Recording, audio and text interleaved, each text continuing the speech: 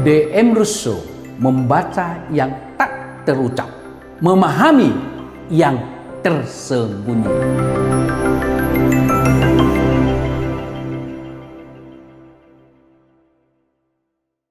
Baik, berjumpa kembali Bang Emrus. Baik, terima kasih. Dalam podcast kita hari ini. Kita akan membahas reshuffle kabinet baru-baru ini, di mana reshuffle berpusat pada aspek komunikasi Betul. pemerintah. Nah, ada hal yang menarik dari reshuffle yang dilakukan oleh pemerintahan Prabowo.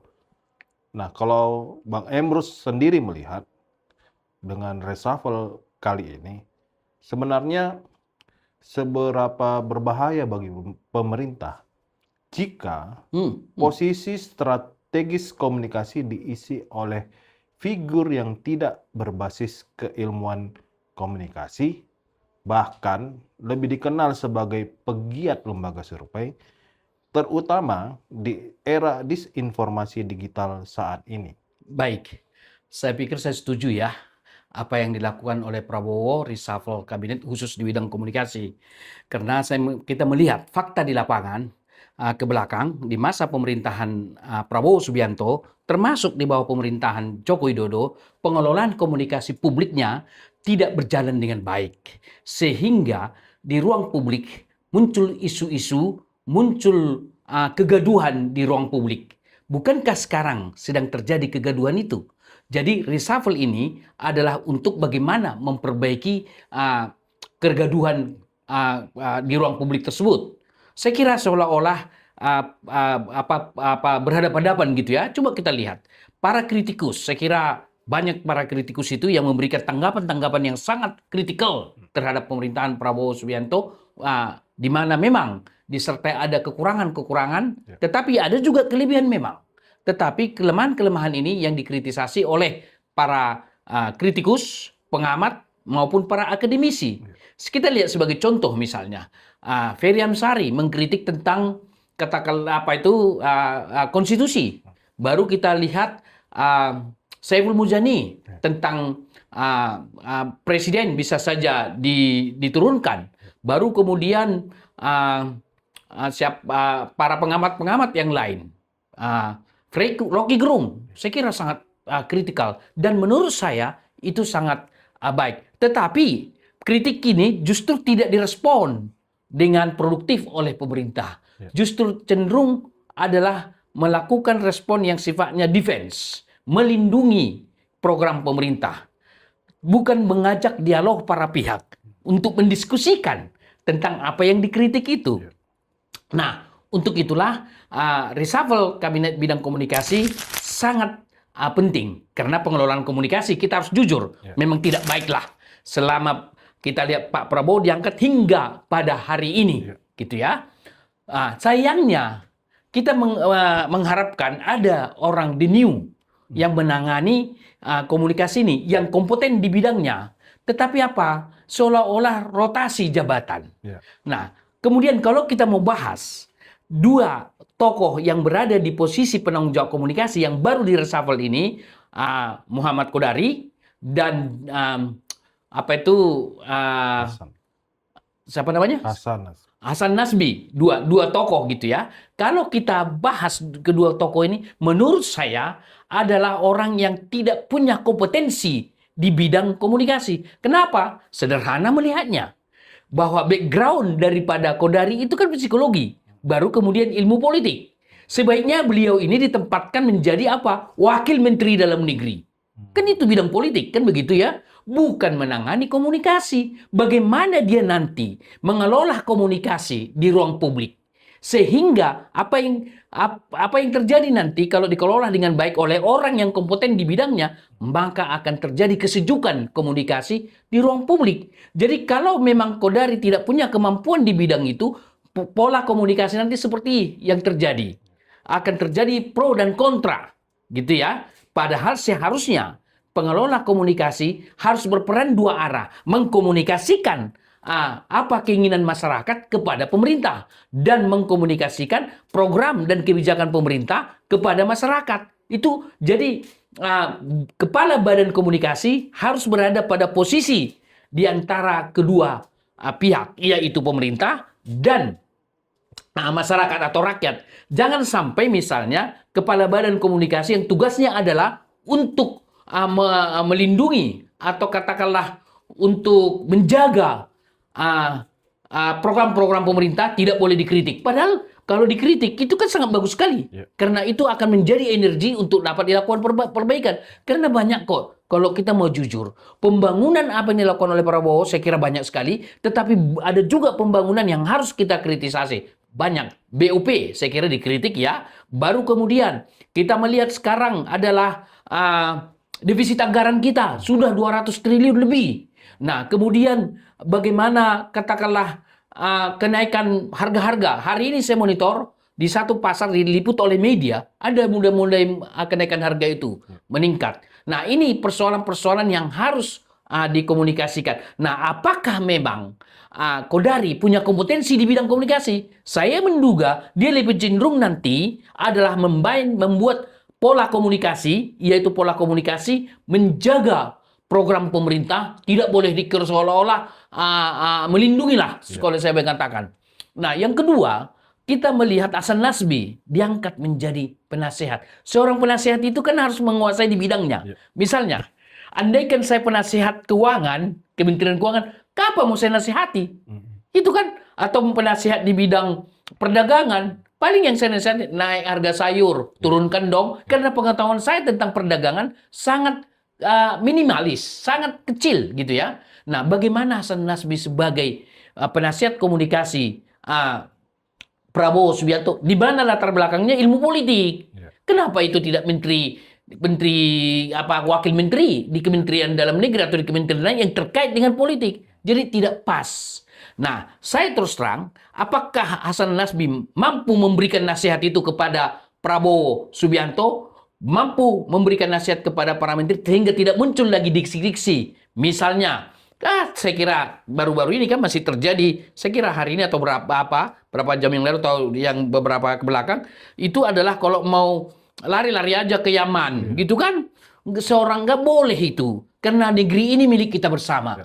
Presiden harus mengajak semua rakyat. Jadi jangan mendorong-dorong orang kabur ke luar negeri, nggak boleh. Bangsa ini bangsa yang hebat loh. Bangsa. Jadi kalaupun ada orang yang kabur kan artinya tidak positif, kan namanya juga kabur. Kan lari, gitu kan? Nah, jadi oleh karena itu saya kira ini diksi yang tidak pas. Kalau kita melihat Bu Megawati suatu pemimpin yang luar biasa. Dia tidak mau warga negaranya ketika dia presiden stateless. Malah peran Megawati, bagaimana Prabowo Subianto dari katakanlah dari ketika dia pergi ke luar negeri, saya sebutlah kata pergi ya, saya tidak sebut kabur ya. Pergi ke luar negeri. Nah, kemana dulu tuh? Yordania. Ke Yordania. Jadi Bu Megawati tegas, tidak boleh satu warga negara Republik Indonesia stateless. Itulah negarawan. Harusnya Presiden harus mengatakan bahwa tidak boleh ada kabur di antara kita. Mari kita perbaiki bangsa ini. Nah, diksi kata kabur, mampukah atau maukah, bolehkah Hasan Nasbi menasihati diksi itu? Karena bagaimanapun kalau mendorong orang kabur kan, coba dulu bayangkan dalam satu keluarga. Saya bilang sama salah satu anak saya, mau kabur kau silakan saja. Baik nggak saya sebagai orang tua? Mendorong anak saya kabur dari rumah. Nggak baik. Karena ayah kita tanda kutip di bangsa ini sekarang adalah Prabowo Subianto. Anaknya, warga negaranya yang baik, yang tanda kutip nakal, jangan dorong kabur dong. Nah, saya mau katakan adalah bahwa Hasan Nasbi maukah menasihati Bapak Presiden sehingga tidak muncul lagi diksi-diksi seperti itu. Atau yang sebelumnya adalah mau ditertibkan para pengamat. Wah, jadi isu apa itu kan liar kan sekarang. Baru kemudian menasihati inflasi pengamat. Jadi kita lihat saja. Baru beliau diangkat. Tapi udah muncul kata kabur. Gitu kan? Saya tidak tahu ke depan. Jadi sebagai penasehat, dia harus menasihati presiden sehingga pola komunikasi kita adalah pola komunikasi dialogis. Pola komunikasi persuasi. Siapapun yang ada di Republik ini merasa nyaman bersama di Republik ini. Jadi jangan, kalau misalnya ada yang mengkritik atau apa, lalu kita dorong dia kabur misalnya, gitu ya. Anak kita berbuat sesuatu di rumah tangga misalnya, berbuat sesuatu lagi, silakan kabur, janganlah. Nggak boleh begitu. Jadi harus merangkul semua kepentingan. Untuk itu, Hasan Nazmi sebagai penasehat presiden harus berani. Kita lihat saja nanti, masih munculkah diksi-diksi dari presiden yang terkait dengan pengelolaan komunikasi. Karena dia ditugaskan penasehat presiden bidang komunikasi. Jadi ketika presiden menyampaikan sesuatu nanti yang tidak produktif di tengah masyarakat, ya Hasan Nazmi harus bertanggung jawab. Mana nasihatmu kan begitu. Tetapi saya berhipotesa, apakah dia punya kemampuan potensi melakukan nasihat tersebut. Kemudian selain kompetensi yang duduk di dua posisi itu, Bakom ya, Badan Komunikasi, dan juga penasihat komunikasi, selain dia punya kompetensi bidang komunikasi, itu mutlak. Karena nggak mungkin mengelola sesuatu tidak bidangnya. Baru tidak mungkin menasihati yang tidak bidangnya informasi yang akan dinasihati, atau bukan hal yang dinasihati. Kalau saya ditunjuk penasihat hukum, apa boleh? Apa bisa? Kan kacau. Tapi kalau saya diminta penasihat komunikasi, saya bisa karena itu bidang saya. Jadi sesuai kompetensi. Yang kedua, selain kompetensi, apakah mereka berdua ini punya leadership skill di bidang komunikasi? Leadership. Jadi seorang kepala badan atau menteri, dia harus punya leadership. Termasuk juga penasihat presiden. Kan itu jabatan tinggi loh itu. Ya. Itu mungkin setingkat dengan menteri atau eselon 1 minimal itu. Saya cek dah, tapi coba suatu jabatan. Nah, artinya bahwa dia harus punya leadership skill di bidang komunikasi. Di bidang komunikasi loh. Bisa dia punya leader di bidang, misalnya Hasan Nazmi punya kemampuan leadership di bidang konsultan politik untuk memenangkan pilkada, misalnya. Dia mungkin mampu di situ, tapi apakah dia punya leader kepemimpinan di bidang komunikasi? Baru kemudian, yang dua ini punyakah manajerial skill di bidang komunikasi? Begitu. Yang terakhir, yaitu loyalitas kepada presiden. Jadi ada 4 unsur. Apakah dimiliki mereka berempat? Kita lihat aja ke depan. Pertama ada kompetensi, yang kedua leadership di bidang komunikasi, ketiga adalah manajerial di bidang komunikasi, yang keempat adalah dia loyal terhadap presiden. Karena orang komunikasi ini harus orang loyal. Gitu ya. Nah, pertanyaan kita, bukankah dua sosok ini adalah loyalis Joko Widodo? Nah, ini. Jadi, jangan sampai terjadi loyalitas ganda loh. Karena kalau kita melihat, Kodari itu adalah salah satu yang mencetuskan 3 periode kan? Ya. Terbayang nggak? Andaikan 3 periode Joko Widodo, Prabowo yang jadi presiden dulu sekarang. Nah, itu terjadi waktu itu. Gitu kan? Jadi menawarkan 3 periode yang tidak konstitusional.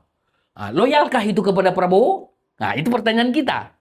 Nah, kemudian Hasan Nazmi, dia kan ketika masa Joko Widodo diposisikan di posisi orbit kan, di bidang komunikasi kan, saya sebutlah orbit lah. Gitu kan? Nah, dia loyalis Joko Widodo loh. Padahal orang yang menangani komunikasi harus yang loyalitas tunggal terhadap Presiden Prabowo Subianto. Khusus mengenai loyalitas ini, harusnya yang duduk di sini, yang menjamin loyal adalah kader Gerindra. Wah, udah pasti loyal lah itu. Jadi tidak mungkin loyalitas ganda. Lebih loyal lah kepada Prabowo karena itu dari Gerindra. Tentu dengan memiliki 3 sebelumnya, yaitu kompetensi orang komunikasi, kedua adalah leadership skill bidang komunikasi, dan managerial skill di bidang komunikasi, dan loyal. Bicara loyal sejatinya menurut saya mengharapkan kemarin loh, yang di reshuffle itu adalah orang-orang menangani komunikasi, tetapi dicari yang loyal. Siapa yang loyal itu ada 2 kemungkinan. Pertama dari Gerindra, tentu memenuhi syarat yang 3 itu, dan atau dari para akademisi yang tentu loyal juga, karena orang akademisi yang boleh relatif tidak berpihak kepada kekuatan politik tertentu gitu ya. Nah, ini yang harusnya dimiliki oleh harapan publik ketika menduduki jabatan reshuffle di bidang Bakom itu dan juga penasehat. Kita lihatlah ke depan. Apakah memang pola komunikasi nanti masih sama sebelum ini? Masih terjadi wacana yang sangat tajam, seolah-olah berhadapan satu dengan yang lain. Kita lihat saja. Tapi kalau nanti terjadi pengelolaan komunikasi yang bagus, yaitu saya sebut apa? Saling pengertian, saling memahami. Terjadi komunikasi persuasi, terjadi dialektika. Jadi tidak sekedar komunikasi, tidak boleh melakukan komunikasi menyerang gitu ya. Saya melihat Hasan Nasbi lebih cocok sebagai komunikasi striker, menyerang. Coba kemarin ada isu nggak kemarin kan itu kepala babi itu kan respon menyerang itu. Padahal orang yang memegang komunikasi tidak boleh seperti itu, merangkul semua kekuatan, merangkul semua kepentingan, berdialektika sehingga menghasilkan sesuatu yang terbaik. Misalnya ada yang kita kritik program pemerintah, orang memberikan masukan, mari kita dengar, kita perbaiki. Misalnya di bidang pertanian, di bidang swasembada pangan, swasembada misalnya kan sedang terjadi dialektika swasembada pangan. Harus dipisahkan swasembada beras dengan swasembada pangan. Beras bagian dari swasembada pangan. Jadi belum tentu swasembada pangan. Pangan itu kan banyak. Salah satu beras. Mungkin yang berhasil adalah swasembada beras. Apakah pangan-pangan lainnya sudah swasembada? Nah, seperti inilah pengelolaan komunikasi harus berjalan dengan baik. Dimulai dengan sosok yang memimpin komunikasi, sosok yang memberikan nasihat tentang komunikasi. Demikian. Sebentar. Baik, nah apakah penunjukan figur komunikasi yang kuat di politik tapi lemah di aspek teknis bahkan ilmu komunikasi publik bisa menyebabkan distorsi informasi ke masyarakat? Dan apakah Bang Emrus melihat sebenarnya ini menjadi cerminan bahwa ada masalah yang lebih dalam, yaitu bahwa pemerintah belum melihat komunikasi sebagai bidang strategis, berbasis ilmu? Baik, saya berpendapat sebagai seorang komunikolog, tanggung jawab akademik saya. Penanganan komunikasi kita di masa pemerintahan Jokowi maupun Prabowo sekarang ini 1,5 tahun lebih, saya kira belum berbasis keilmuan komunikasi. Sederhana, bukankah dua orang ini bukan orang ilmuwan komunikasi? Jadi dari kompetensinya sudah ketahui. Jadi artinya belum berbasis. Sehingga apa yang terjadi? Karena yang mengelola bukan orang yang punya kompetensi di bidang itu, maka dalam konteks komunikasi nanti try and error. Dilempar begitu. Nanti kan akan cenderung lagi, nanti perkiraan saya secara hipotesis, bahwa komunikasi kita akan lebih cenderung sebagai ekor komunikasi. Saya sebut ekor komunikasi apa? Begitu ada kritik terhadap masyarakat, wah, di counter, dibentengi, defense, dibela. Padahal tidak begitu. Harusnya kalau orang komunikasi memegang itu, maka harusnya yang dilakukan apa? Bukan ekor komunikasi, tetapi leading sektor di bidang komunikasi. Artinya apa? Kalau orang komunikasi menghandle ini, akan dilempar, akan mengelola isu-isu baru yang positif untuk bangsa dan negara. Sehingga masyarakat dicerahkan dan dicerdaskan. Gitu ya. Jadi tidak mengcounter saja. Itu mengcounter itu tidak sesuatu yang produktif dalam konteks pengelolaan komunikasi. Justru harus leading sektor. Oleh karena itulah, maka saya berpendapat sebagai pertanyaan Abang, sampai hari ini, mulai dari pemerintahan Joko Widodo sampai Prabowo Subianto belum melihat komunikasi sebagai sesuatu yang strategis. Tetapi di masa pemerintahan SBY, iya.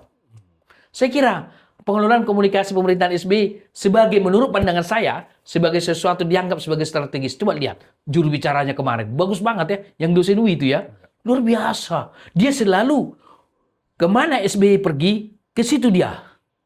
Supaya apa? Didampingi presiden itu untuk tujuan apa? Supaya dia tahu suasana kebatinan daripada presiden, mengeluarkan kebijakan, mengeluarkan pandangan, dan mengeluarkan program. Nah, harus bersama-sama bersama presiden. Saya kira juru bicara SBY dulu melakukan itu. Sehingga kapanpun ditanya wartawan, dia bisa memberikan tanggapan.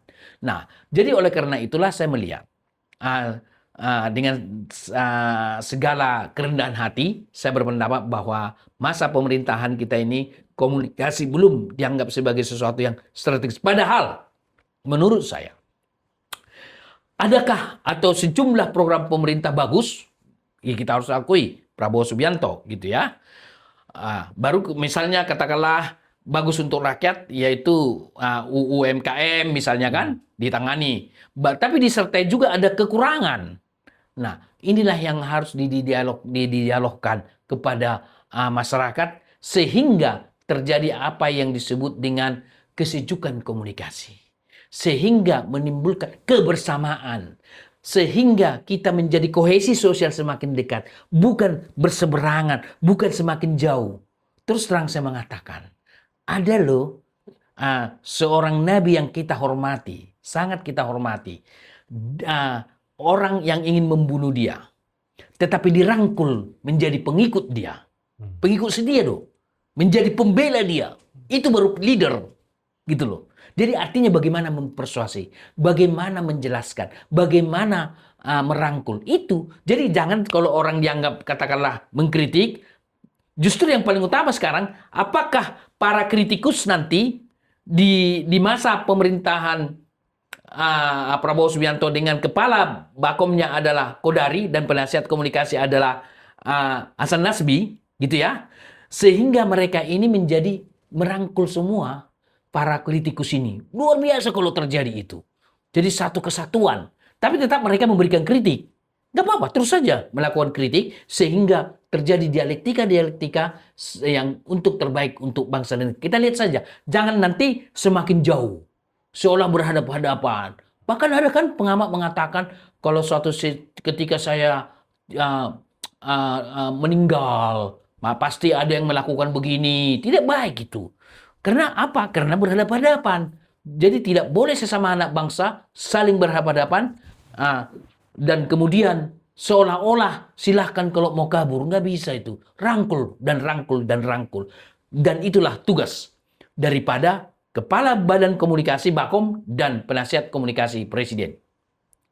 Nah, menarik tadi Abang singgung soal komunikasi di pemerintahan SBY. Kalau kita melihat kan di pemerintahan sekarang ini tidak ada yang namanya jubir presiden gitu ya, Bang. Nah, ini yang membuat sebenarnya pola komunikasi pemerintah itu terlalu banyak orang-orang yang muncul dan akhirnya beberapa kali kalau kita melihat menteri-menteri pun ikut berbicara dan sering berbenturan data, fakta satu dengan yang lain. Nah, apakah menurut Abang penting kehadiran seorang jubir yang bisa menjadi solusi terhadap permasalahan komunikasi pemerintah saat ini? Saya kira saya sebagai seorang komunikolog, ilmuwan komunikasi, dan mengerti tentang demokrasi, mutlak harus ada. Saya melihat di berita bahwa Kodari sebagai Bakom dan sekaligus sebagai jubir, kita lihat saja nanti sebagai juru bicara. Tapi juru bicara tidak hanya menyampaikan daripada pemerintah satu arah, tetapi juga dia harus juga menjelaskan kepada publik tentang apa yang dirasakan masyarakat. Jadi jubir acap kali seolah-olah dia hanya penyampai komunikasi dari kebijakan program pemerintah. Tetapi sebagai jubir juga harus berbicara tentang kenyataan di lapangan, keadaan masyarakat, kondisi masyarakat. Jadi oleh karena itu saya berpendapat diperlukan dan mutlak di negara demokrasi harus ada jubir. Dan kemudian jubir ini, juru bicara ini bukan orang sembarangan. Dia harus punya wawasan luas. Dia punya kemampuan membaca situasi politik, membaca kemampuan situasi sosial, situasi psikologi, massa, dan lain-lain sebagainya. Jadi oleh karena itu, saya pikir seorang jubir itu harus bisa mengkomunikasikan sehingga masyarakat menjadi apa? Menjadi paham. Sehingga masyarakat mendapat informasi yang holistik. Sehingga masyarakat mendapat pesan komunikasi yang memang benar. Gitu ya. Jadi tidak boleh jubir seolah-olah itu membungkus, mengemas sedemikian rupa pesan yang dibuat. Kita lihat saja nanti kalau memang itu diperankan oleh Muhammad Kodari, kita lihat saja sebagai jubir apakah dia juga melihat kondisi di tengah masyarakat. Ketika program pemerintah tentang sesuatu hal yang sedang berjalan atau sedang dibuat atau kebijakan, juga sebagai jubir juga harus bagaimana melihat kenyataan di lapangan dan itu disampaikan kepada publik. Jadi oleh karena itu tidak hanya dari pemerintah saja gitu ya. Oleh karena itulah di Amerika Serikat posisi jubir ini adalah orang-orang yang hebat loh. Jadi tidak orang sembarangan ini. Karena memang jubir bagian dari komunikasi, maka harus dikelola secara profesional, secara independen, secara baik dari sudut komunikasi. Tetapi alangkah jubir ini, karena dia akan menjadi pembicaraan berbagai topik, berbagai hal tentang Indonesia, tentang program dan lain-lain sebagainya, maka dia harus juga background-nya komunikasi. Jadi harus dia kuasai konsep dasar komunikasi, teori komunikasi, filsafat komunikasi, dan juga harus dikuasai gaya komunikasi persuasi, kemasan pesan komunikasi, dan lain-lain sebagainya. Jadi tidak sembarangan seperti itu. Termasuk di dalamnya adalah bagaimana pesan yang disampaikan yang bisa menimbulkan simpati daripada publik. Bukan nanti bertugas sebagai seolah-olah berada di pihak pemerintah semata-mata sehingga bisa menimbulkan efek tidak baik dari publik. Nah, menyambung tadi yang Abang sampaikan, berarti kalau kita melihat komunikasi pemerintah sekarang ini lebih berorientasi pada citra daripada substansi. Apa risiko jangka panjang terhadap kepercayaan publik dan stabilitas informasi nasional? Baik. Jadi abang tanya tadi adalah citra. Citra ini kan kalau kita bicara citra menimbulkan image dari masyarakat. Jadi artinya ada sesuatu pesan, saya bicara komunikasi dulu ya, sehingga di treatment pesan itu dimanipulasi dalam arti di treatment, bukan ditipu ya, sehingga bisa menimbulkan citra image positif, gitu ya. Tentu itu keinginan pemerintah. Justru menurut saya, kalau itu berarti pola komunikasi yang dimainkan tujuannya adalah menghasilkan citra. Yang terbaik adalah substansi. Jadi pesan komunikasi yang disampaikan adalah substansi persoalan. Apa substansi misalnya tentang BOP? Apa substansi tentang katakanlah defisit anggaran kita? Itu yang harus dikomunikasikan. Dan bagaimana cara mengatasinya tentang katakanlah defisit anggaran ini, gitu ya. Substansi. Nah, kalau itu terjadi, maka menimbulkan citra. Jadi beda kalau komunikasi sebagai goal, tujuan, berarti sesuatu di treatment yang saya sebut sebagai dimanipulasi, di treatment, sehingga supaya menimbulkan citra.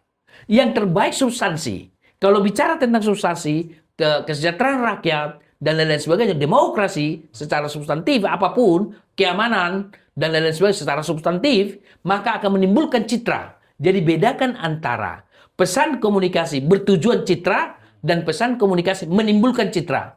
Jadi kalau pesan komunikasi menimbulkan citra, itulah komunikasi ketulusan, komunikasi substansi. Tapi ketika komunikasi bertujuan citra, maka akan di treatment sedemikian rupa, dikemas sedemikian rupa, dimanipulasi sedemikian rupa, manipulasi di treatment ya, diperlakukan, yang penting dapat citra. Sehingga bisa nggak di framing? Jadi kalau substansi kan nggak mungkin di framing, harus sebagaimana adanya, gitu kan? Nah, di framing sedemikian rupa sehingga kekurangan tidak disampaikan. Padahal kalau substansi, kelebihan dan kelemahan harus disampaikan. Nah, jadi oleh karena saya menyarankan kepada pemerintahan Prabowo Subianto, harusnya pola komunikasi yang dilakukan adalah menimbulkan citra, bukan citra sebagai tujuan. Baik, pertanyaan terakhir. Dalam kondisi saat ini, dengan apa yang kita lihat, reshuffle, apakah Abang menyetujui ada sebuah pendapat bahwa sebenarnya masalah komunikasi ini belum terlihat sebagai solusi strategis. Hanya seperti orang yang sedang tambal sulam atas krisis komunikasi, tapi tidak menyelesaikan solusinya. Baik, saya kira bagus sekali. Terus terang saya mengatakan, setiap persoalan yang dihadapi oleh suatu negara atau bangsa atau siapapun atau perusahaan, komunikasi bukan satu-satunya menyelesaikan masalah. Jadi kita harus sadari itu. Komunikasi bukan satu-satunya menyelesaikan masalah. Tetapi tanpa komunikasi, masalah tidak teratasi. Itu harus kita lihat. Jadi oleh karena itulah komunikasi menjadi penting. Sebagai bagian daripada penyelesaian masalah. Gitu ya. Bukan satu-satunya. Karena ada penyelesaian masalah itu ekonomi. Misalnya politik, hukum, budaya, dan lain-lain. Salah satu menyelesaikan masalah itu adalah komunikasi. Kita lihat saja misalnya. Bukankah ada perbedaan pandangan antara Menteri Keuangan daerah apa Selat mana itu yang jadi harus dipajak itu? Malaka ya, cek dulu ya. Nah, Menteri Luar Negeri kan tidak setuju, nggak boleh. Betul. Nah, Ini suatu bukti bahwa pengelolaan komunikasi itu tidak berjalan dengan baik. Untung Menteri Luar Negeri kita tegas. Saya bangga dengan Menteri Luar Negeri kita. Jadi oleh karena itu, kalau ada komunikasi berjalan dengan baik, seharusnya Menteri Keuangan sebelum melontarkan itu harus mengkomunikasikan yang terkait dengan itu. Yaitu apa? Karena terkait negara lain berarti Kementerian Luar Negeri berdialektika tentang itu sehingga diputuskan. Nah, oleh karena itulah maka menurut saya harus dikomunikasikan sehingga maka komunikasi pemerintah itu menjadi komunikasi yang utuh. Tapi bukan berarti komunikasi itu tidak bisa disampaikan oleh kementerian-kementerian lain. Boleh di bidang teknikal, bidangnya, programnya, gitu ya. Jadi setiap kementerian boleh dong menyampaikan programnya dan lain kepada publik, gitu ya. Atau kementerian-kementerian tertentu, kementerian keuangan boleh dong. Tetapi jangan sekali-sekali mengusulkan sesuatu yang terkait dengan kementerian lain tanpa didialogkan. Itu yang terjadi baru-baru ini, yaitu antara Menteri Keuangan kita dengan Menteri Luar Negeri. Itu justru terang ketika itu muncul, itu menjadi sesuatu yang tidak baik loh. Orkestrasi komunikasi di pemerintahan Prabowo Subianto menjadi tidak baik. Wah, kok bisa dua menteri berbeda? Begitu loh. Ya kan? Kok bisa? Dan ternyata yang benar menurut saya adalah Menteri Luar Negeri kita. Ya. Jadi yang ada di kepala Menteri Keuangan kita, bagaimana memperoleh pajak, penghasilan dan lain-lain tidak terkait dengan Kementerian Luar Negeri. Karena memang kita berpikirnya Kementerian Luar Negeri, Kementerian Dalam Negeri, Kementerian Keuangan kita. Kenapa? Karena kita defisit anggaran. Kalau boleh dipajakin semua yang lain lagi untuk menutupi defisit anggaran. Gitu loh. Saya terus terang mengatakan, bisa nggak defisit anggaran ini diatasi? Boleh. Kan Prabowo sudah berhasil loh. Berapa itu? Berapa triliun diselamatkan dari apa itu PKH gitu ya? Selamatkan saja korupsi-korupsi di bea cukai di mana menjadi satu kesatuan menambal atau katakanlah membayar defisit anggaran itu. Itulah namanya berkeringat. Jadi kalau misalnya itu pajakin, itu bukan upaya berkeringat. Untung Menteri Luar Negeri kita mengcounter. Jadi yang penting dipikiran oleh Menteri Keuangan kita uang dapat untuk menutupi. Bukan begitu. Karena sebagai menteri jabatannya dan berpikir harus holistik juga. Oleh karena itulah pengelolaan komunikasi harus diorkestrasi dengan baik oleh orang komunikolog. Saya kira komunikolog kita di Indonesia yang handal-handal banyak, Bang. Ada itu di UNPAD, ada itu di UGM, ada itu di UI. Saya menyarankan kepada Prabowo Subianto, andaikan kepala Bakom nanti dan penasihat komunikasi itu di-reshuffle, karena memang kita dilihat dulu berikanlah 6 bulan, ambillah dari para akademisi yang ada di UI sana, yang ada di UNPAD, ada di UGM. Ya tidak harus Emrus lah. Ada duduk di situ kalau seolah-olah saya menawarkan diri gitu ya. Jadi oleh karena itulah maka tempatkanlah orang the right man, the right place. Bukan the wrong man, the wrong place. Jadi jangan tempatkan orang yang salah di tempat orang yang salah di tempat yang salah pula. Kan gitu. Yang benar adalah orang yang tepat di tempat yang benar. Untuk pengelolaan komunikasi mutlak harus orang komunikolog yang S1, S2, S3 komunikasi dari berbagai kampus banyak itu. Saya menyarankan kepada Bapak Presiden Prabowo Subianto supaya itu perlu diperhatikan secara serius, tapi berikanlah kesempatan bagi yang sudah diangkat ini 6 bulan lah. Menurut saya kita berikan kesempatan 6 bulan, kita lihat ruang publik nanti akan menguji mereka. Terjadi nggak seperti yang terjadi sekarang ini, seolah-olah berhadapan-hadapan satu. Kalau terjadi gagalnya pengelolaan komunikasi publik kita di bawah komando daripada Kodari. Tapi mudah-mudahan kita harus beri kesempatan. Mudah-mudahan setelah 6 bulan bahwa terjadi dialektika antar para pihak, antar anak bangsa di Republik ini. Tidak terjadi seperti yang sekarang kan. Berhadapan loh. Wah, kalau kita lihat pandangannya Saiful Mujani, dia nggak mundur loh. Terus dia berjuang. Ferry Amsari terus dia berpendapat. Siapa itu? Rocky Gerung terus. Islah terus. Soal saya berpendapat. Andaikan saya mengelola itu, saya panggil mereka. Saya dialogkan, berdialog. Misalnya, yang dikritik soal pertanian, saya hadapkan dengan Menteri Pertanian. Yang dikritik tentang konstitusi saya hadapkan dengan Menteri Hukum. Yang dikritik tentang keuangan saya hadapkan dengan Menteri Keuangan. Nah, ketika berdialektika diliput oleh media semua, terbuka seperti itu, ada masukan. Diperbaiki. Kalau memang menteri saya, andai saya presiden loh, kayak nggak tahu kapan gitu ya, saya akan, kalau memang menteri saya tidak kompeten di bidangnya, menjawab itu, tidak kompeten, tidak punya leadership skill, tidak punya managerial skill, tidak loyal terhadap saya sebagai presiden, saya ganti aja, reshuffle aja. Saudara, dengan demikian, kalau itu dilakukan, presiden mendapat respon positif nggak dari publik? Jago presiden kita. Menterinya ternyata yang tidak mampu. Demikian. Baik, terima kasih untuk diskusi kita Makasih, hari makasih. ini soal reshuffle kabinet. Kita tunggu selama 6 bulan. Mudah-mudahan jangan sampai belum 6 bulan kita bahas lagi. Sampai jumpa, terima kasih. Makasih, luar biasa. DM Rousseau membedah komunikasi politik dengan nalar, bukan sekedar opini. Terima kasih telah bersama DM Rousseau.